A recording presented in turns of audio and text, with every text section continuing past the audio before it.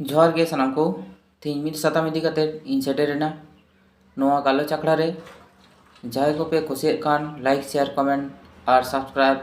दो आलू पे हिड़ीमा और जहां बांग पे खुशी कान नोआ वीडियो को पे स्किप करके उड़ू दड़ेया नोआ गालोच आखड़ा रेना मेन विषय दो हुई कना पार्सी जितकेरे दिसम गमके मानतान सालखान मुर्मू सोशल मीडिया माध्यम तेगे बाड़ा ᱧᱟᱢᱚᱜ कना जे माझी पारगना महल को बाढ़ रेना केस रे जामशेदपुर सिविल कोर्ट रे हराव केट कोआ नोआ सिविल कोर्ट मानतान मुर्मू गमकेया मानहानि खातिर ते 10 लाख टाका होय जरिमाना केट कोआ उना हो 90 दिन भीतर ते एम हुई ताकोआ ताहले मिड लेका मेन गानोआ जे संविधान खन दो आदिवासी समाज रेना विचार व्यवस्था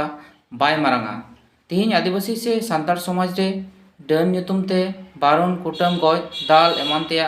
हुई कना आदिवासी समाज रे विचार व्यवस्था सठिक और बांग केटे और संविधान स्वीकृति बांग खातिर चेदा से संविधान स्वीकृति जहाँ विचार व्यवस्था बांग ताहेन खान ओना रेना दो कोनो भेलू बानुआ तीन आबो समाज तालारे जहाँ विचार व्यवस्था चला कना ओना दो मिद लेकाते मन मर्जी मेन गानोआ नितो नेलो कना जे आदिवासी सेंगेल अभियान पाहटा खन आदिवासी समाज रे संविधान और गणतंत्र लागू लगित को आंदोलन कना सेंगेल अभियान मेन समाज रे संविधान और गणतंत्र लागू लेन खान आदिवासी समाज बांचा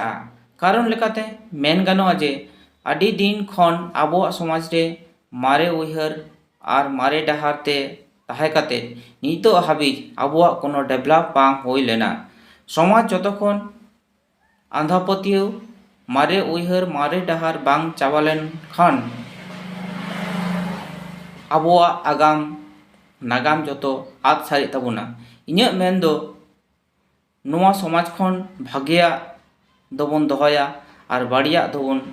आरु फेरावा पारमान इंग्रेजी 19/1/2025 तारीख रविवार हिलो पुरुलिया जिला सेंगेल अभियान कमिटी पाटा खन मी ट्रेनिंग प्रोग्राम सावते सालखान मुर्मू जामशेदपुर रेना सिविल कोर्ट जितकर रेना विजय मिचिल को सापड़ाव लेदा नोआ विजय मिचिल रेया कारण दो हुयुक कना आदिगान आतो दिसम रेन हल संविधान चेक कना और आतो टोलारे बाड़ बारन लेनखान संविधान आधार नोआ विचार नाम लगे कोर्ट रे हको सेन दाड़ेया।